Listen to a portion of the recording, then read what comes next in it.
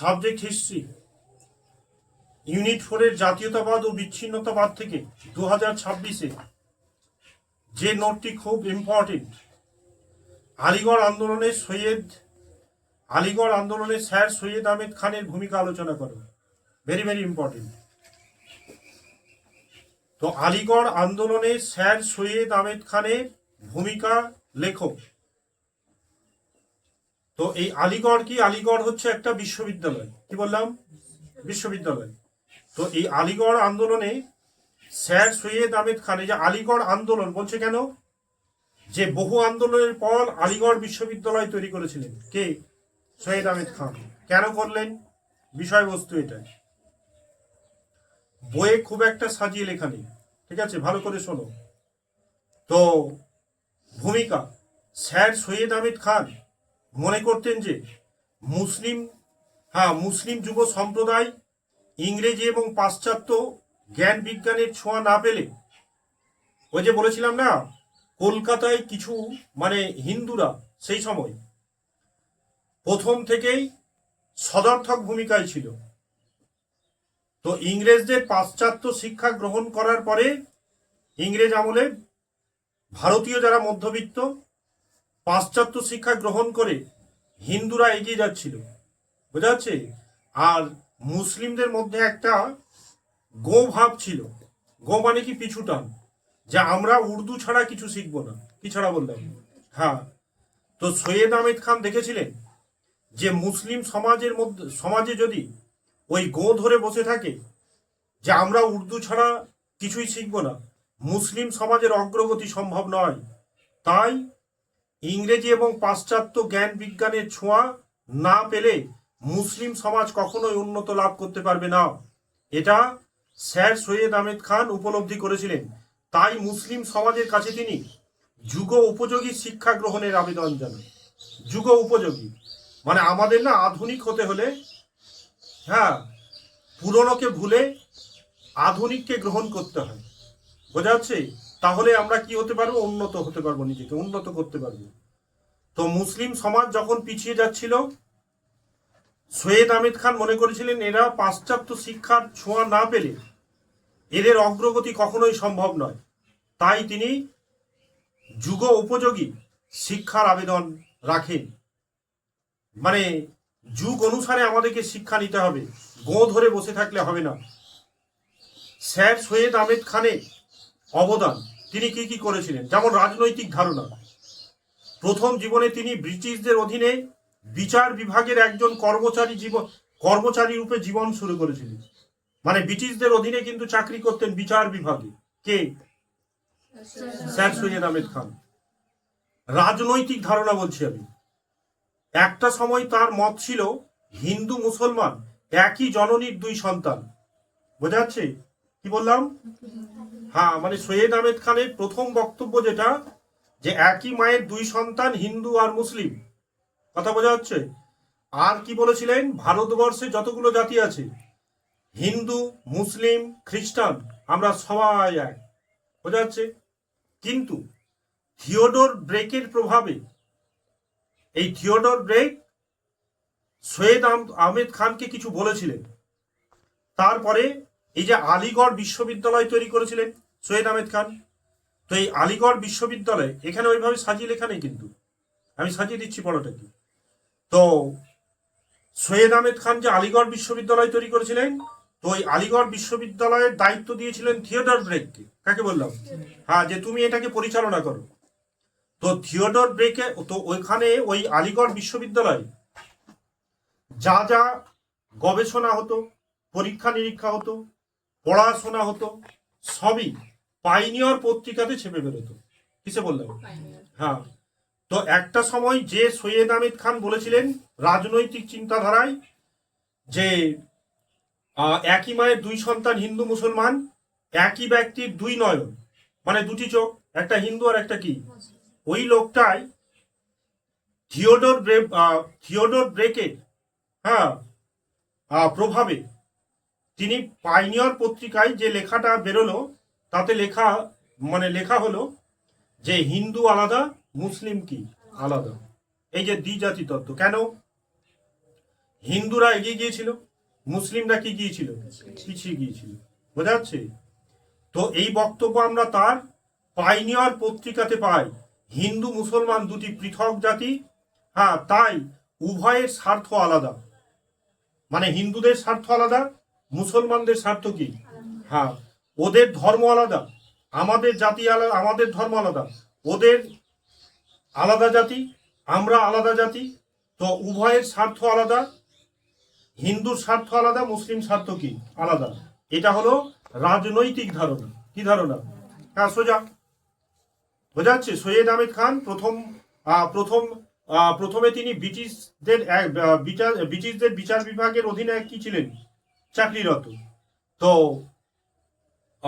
চাকরিরত থাকাকালীন তিনি বলেছিলেন হিন্দু মুসলিম একই মায়ের দুই সন্তান, একই ব্যক্তির দুই নয়ন। হ্যাঁ, ওই লোকটাই আবার, হ্যাঁ, যখন ওই আলিগড় বিশ্ববিদ্যালয় থেকে পাইনিয়র পত্রিকা ছেপে বেরোতো, ওখানে আবার বললেন কার প্রভাবে, থিওডর ড্রেকের প্রভাবে, প্ররোচনায়, যে হিন্দু আলাদা আর কি আলাদা, মুসলিম আলাদা। এই হলো তার রাজনৈতিক ধারণা। এবার হলো মুসলিমদের উন্নয়নের প্রচেষ্টা। উন্নয়নের প্রচেষ্টা কেমন?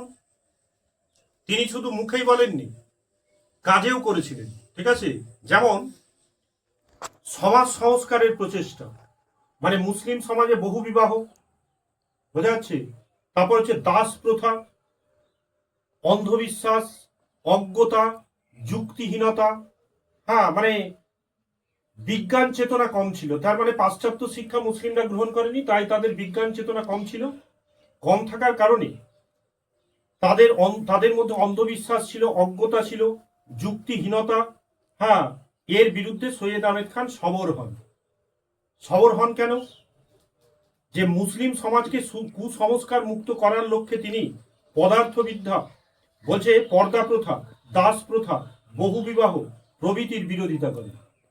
এগুলো তার ভালো লাগতো না মুসলিম সমাজে। পর্দা প্রথা, দাস প্রথা, তারপরে হচ্ছে বহু বিবাহ, এগুলোর বিরুদ্ধে তিনি সবর হয়েছিলেন। এগুলো তার ছিল কেন? অশিক্ষার জন্য। কি শিক্ষা? ওই যে বললাম না যে আমরা উর্দু ছাড়া কিছু শিখব না। কিন্তু সৈয়দ আহমেদ খান মনে করেছিলেন যে মুসলিমদের মধ্যে পাশ্চাত্য শিক্ষা অবশ্যই প্রয়োজন আছে। কেন কি পাশ্চাত্য শিক্ষায় বিজ্ঞান চেতনা আছে। যখনই এদের মধ্যে বিজ্ঞান জ্ঞান আসবে, তখন এদের অন্ধবিশ্বাস দূর হবে, অজ্ঞতা দূর হবে। হ্যাঁ, তারপরে কোনো কিছু যুক্তি দেওয়ার ক্ষমতা থাকবে। হ্যাঁ, এগুলো ছিল না। তো এগুলোকে সংস্কার করতে চেয়েছিলেন, যে শিক্ষার আলো লাগলেই এই কুসংস্কার, সমাজের মধ্যে যে কুসংস্কার, সেটা দূরীভূত হবে। তো প্রথমে সমাজ সংস্কারের কথা বলেছিলেন। তারপর হচ্ছে ধর্ম সংস্কার প্রচেষ্টা। ধর্মীয় চিন্তা কেমন? তিনি ধর্মীয় চিন্তায় তিনি শাহ ওয়ালি আল্লাহ, হ্যাঁ, আল্লাহর দ্বারা প্রভাবিত হন। স্যার সৈয়দ আহমেদ, হ্যাঁ, মুসলিমদের বলেছে ধর্মোদ্ধতা ছেড়ে বিজ্ঞান মনস্ক হওয়ার ডাক দেন। ওই যে বললাম না, ব্যাকডেটেড যাকে ইংরেজিতে বলে, মানে ধর্ম বই ঠিক বলেছে, কিন্তু ধর্ম ভুলভাবে বোঝা আছে মুসলিম সমাজে। তো এদের মধ্যে যদি বিজ্ঞান চেতনা চলে আসে, তাহলে আসল ধর্মটা কি তারা বুঝতে পারবে। তো ধর্মান্ধতা ছেড়ে বিজ্ঞান মনস্ক হওয়ার তিনি ডাক দেন। তিনি ধর্মকে মুসলিম সমাজের উন্নয়নে প্রথম হাতিয়ার হিসেবে ব্যবহার করতে চেয়েছিলেন। তার মানে কি, যদি এদের মধ্যে, মুসলিমদের মধ্যে বিজ্ঞান চেতনা আছে, কি চেতনা, তাহলে তারা প্রকৃত ধর্মটাকে কি পারবে, বুঝতে পারবে। বোঝা যাচ্ছে? কেউ তাদেরকে ভুল পথে কি পারবে না, পরিচালনা করতে পারবে না। যেটা ধর্ম দিয়ে সব সব ধার্মিক নয়, কিছু কিছু ধার্মিক নিজের স্বার্থের জন্য মানুষকে ধর্ম বই যেটা বলেছে সেটা না বলে নিজের স্বার্থের জন্য ধর্ম ভুলভাবে ব্যাখ্যা করা হতো। আর অজ্ঞতার কারণে তারা ওই ভুল পথে ধাবিত হতো। সেটা যেন না হয়, তো পাশ্চাত্য শিক্ষা নিলে ধর্মের মধ্যেও সংস্কার আসবে। শিক্ষা সংস্কার, তিনটি সংস্কারের মন দিয়েছিলেন। প্রথম হচ্ছে সামাজিক সংস্কার, যেগুলো কুসংস্কার ছিল, ধর্মীয় সংস্কার, আর দ্বিতীয়ত হচ্ছে শিক্ষা সংস্কারের প্রচেষ্টা। সৈয়দ আহমেদ খান মুসলিমদের মধ্যে ইংরেজি শিক্ষা প্রসারের লক্ষ্যে গাজীপুরে একটি ইংরেজি বিদ্যালয় প্রতিষ্ঠা করেন প্রথম। মুসলিমদের মনে বিজ্ঞান চেতনার প্রসার ঘটানোর লক্ষ্যে গড়ে তোলে সায়েন্টিফিক সোসাইটি। কি তুলেন বললাম? হ্যাঁ, গবেষণা ব্যাপার আছে। তো সায়েন্টিফিক সোসাইটি মুসলিমদের সার্বিক উন্নয়নের লক্ষ্যে স্থাপন করেন committee for advancement of learning among the Mohammedan of India. আর মুসলিম যুব সমাজকে উচ্চ শিক্ষিত করার লক্ষ্যে তিনি প্রতিষ্ঠা করেন অ্যাংলো ওরিয়েন্টাল কলেজ, এবং এই প্রতিষ্ঠানটি পরে আলিগড় বিশ্ববিদ্যালয়ে পরিণত হয়। প্রথমে এর নাম ছিল অ্যাংলো ওরিয়েন্টাল কলেজ, পরে এটারই নাম দেওয়া হয় আলিগড় বিশ্ববিদ্যালয়। কি বললাম? হ্যাঁ, এই হলো একটা। তারপরে কি, আলিগড় আন্দোলনের নেতা হিসেবে, তো বলছে আলিগড় আন্দোলনের নেতৃত্ব দানের মাধ্যমে তিনি প্রধানত দুটি মূল সমস্যার সমাধান করতে চেয়েছিলেন। একটি হলো মহাবিদ্রোহের জন্য মুসলিমরাই মূলত দায়ী। হ্যাঁ, তার মানে তখন ব্রিটিশদের শাসন ছিল, মহাবিদ্রোহ ছিল 1857 সালে। তো তখন এই ইংরেজদের শাসন ছিল। কাদের বললাম? ইংরেজদের। তো ইংরেজরা মনে করতো মহাবিদ্রোহের মূলে রয়েছে কারা? মুসলিমরা। এটা ভুল ধারণা। তো আমরা আজ থেকে হিন্দুদেরকে সহযোগিতা করব না, করব কাদেরকে? না, ইংরেজদেরকে। কেন? আমাদেরকে হিন্দুরা যেমন ভারতবর্ষে এগিয়ে গিয়েছে, তো আমরা যদি ব্রিটিশ বিরোধী করি, মানে বিরোধিতা করি, তাহলে ব্রিটিশদের আনুগত্য আমরা লাভ করতে পারবো না। আর ব্রিটিশদের আনুগত্য আমাদেরকে কি করতে হবে? লাভ করতে হবে। তাহলে ব্রিটিশরা আমাদেরকে সুবিধা দেবে। হ্যাঁ, তখন আমরা এই যে হিন্দু যে জাতি এগিয়ে গিয়েছে, আমরাও মুসলমান সমাজকে কি পারবো? এগোতে পারবো, মানে সমকক্ষ করে দিতে পারবো। এটাই ছিল তার লক্ষ্য। কার? সৈয়দ আহমেদ খান। তাই আলিগড় আন্দোলনের নেতা হিসেবে তিনি চেয়েছিলেন যে হিন্দু মুসলিম সমকক্ষ করে তোলা। তাই বলেছিলেন যে আজ থেকে ব্রিটিশদের সহযোগিতা হিন্দুদের নয়। কাদের নয়? কেন? ব্রিটিশ শাসনে ব্রিটিশের আনুগত্য কি করতে হবে? লাভ করতে হবে। তাহলে আমরা ব্রিটিশদের কাছ থেকে সুযোগ সুবিধা পাবো, তাহলে আমরা কি পারবো? এগোতে পারবো। কে বলেছিলেন? সৈয়দ আহমেদ খান। এবং হিন্দু মুসলমানকে আমি একটা সমকক্ষ জায়গায় নিয়ে যেতে পারবো। ভারতের অন্যান্য অঞ্চলে, বিশেষত পূর্ব বাংলার মতো মুসলিম অধ্যুষিত অঞ্চলে দরিদ্র কৃষকদের উপর এই আন্দোলন তেমন কোনো ছাপ ফেলতে পারেনি। তার মানে সৈয়দ আহমেদ খান যে আন্দোলনটা করেছিলেন, গ্রামের দিকে এই আন্দোলনটা কি পারেননি? ছড়াতে পারেননি। এটা ছিল শহর কেন্দ্রিক আন্দোলন। কি কেন্দ্রিক? হ্যাঁ, তাই এতটা সফলতা পায়নি। জাতীয় কংগ্রেসের বিরোধিতা, তো বলেছে থিওডর ব্রেকের প্রভাবে সৈয়দ আহমেদ খান জাতীয় কংগ্রেসের বলছে সমান্তরালে বারাণসী রাজা শিবপ্রসাদের সাহায্যে এক রাজনৈতিক সংগঠন গড়ে তোলার সিদ্ধান্ত নেন। এর পাশাপাশি তিনি educational congress, united Indian patriotic association এবং Mohammedan Anglo oriental defence association গড়ে তোলেন। কেন? যে সেই সময় কংগ্রেস ছিল একটা দল, বোঝা যাচ্ছে? তো কংগ্রেস যদি ভারতীয় ক্ষমতায় আসে, কি ক্ষমতা বললাম? হ্যাঁ, তাহলে হিন্দুরাই প্রাধান্য পাবে। কারা বললাম? হিন্দুরাই প্রাধান্য পাবে। সেখানে মুসলিমরা কি পাবে না? প্রাধান্য পাবে না। তাই তিনি জাতীয় কংগ্রেসে বিরোধিতা করার জন্য তিনটি দল বা সংগঠন কি করেছিলেন? তৈরি করেছিলেন। বোঝা যাচ্ছে? তো এই থেকে কি, যে ভারতবর্ষ থেকে যদি মুসলিম রাষ্ট্র একটা তৈরি হয়, কি রাষ্ট্র বললাম, তাহলে মুসলিমরা কিভাবে সুবিধা পাবে? তো কংগ্রেসদের কি করতে হবে? বিরোধিতা করতে হবে। তাই তিনি তিনটি সংগঠন কি করেছিলেন? তৈরি করেছিলেন। এই হলো সৈয়দ আহমেদ খানের আলিগড় আন্দোলনে স্যার সৈয়দ আহমেদ খানের ভূমিকা।